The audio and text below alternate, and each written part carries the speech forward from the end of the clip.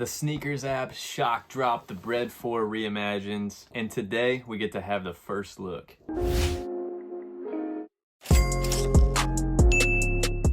Now, I've done these with past releases before. It's always a good time to get your hands on a pair of sneakers early, check out the details. And then from a reseller standpoint, it honestly kind of sets a strat up so that you know which shoes you want to cop, and maybe you get a feel for what the market's going to be on those before they release. I'm going to tell you guys firsthand that my mind has actually changed a little bit about these Bred 4s since I've finally seen them in hand. Now, if you guys like these sneaker reviews, you want to see more pairs in hand with details, let me know in the comments below. Hit me up on IG. The handle is the same, at @AllABSneakers. You can also hit me up on IG for the merch. The merch drop actually did way better than I expected it to. I only have a handful of items in each size available, if that, honestly. So if you guys want to rep All About Sneakers merch, hit me up on IG. I do have a couple crew necks, some hoodies, some hats, and tumblers available. So let me know and I'll get you set up with some threads. All right, let's get these bad boys unboxed.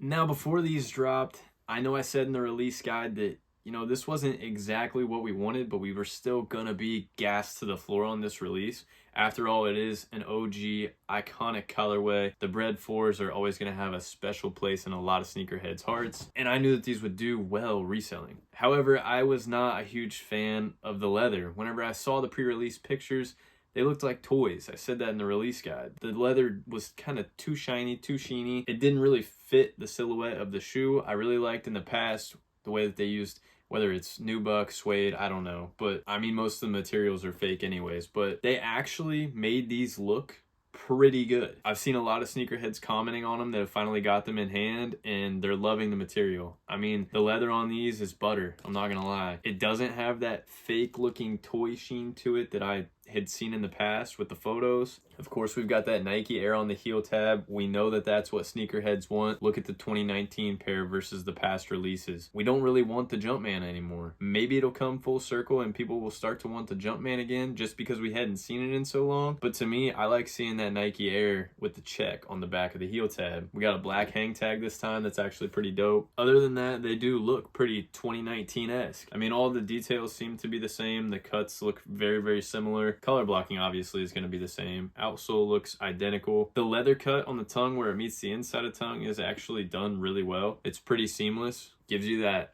soft leather look on the outside, but then the comfortable, padded tongue on the inside. I'm not gonna lie, I was super nervous whenever I got these in hand. I was like, man, I'm probably gonna unbox these and realize that these are gonna brick and not hold a tremendous value, and sneakerheads might not love them. After seeing them now, I really think that the people are gonna leave the 2019 pair behind. There comes a time with 4s whenever they become unwearable. I mean, after so many years and keeping them in storage, whether you're wearing them or not, this midsole and the outsole, they start to separate, they start to crack, crumble, and it's really hard to find older clean pairs with this part intact. Now, 2019 is not that old to where we're having a huge problem with that yet, but it's going to become a problem in the future years. It's 2024 now, and we haven't seen a pair since 2019. So what does that say that the value is going to do with these sneakers between 2024 and the next 5 years? I'm not saying it's the greatest move to invest in a ton of pairs of these and expect them to touch $500 in the next 3 to 4 years. Do I think that that could happen? Absolutely. If your capital and your lifestyle and your investments allow for that, by all means, try it. It's hard to buy something and be okay with holding it for multiple years just to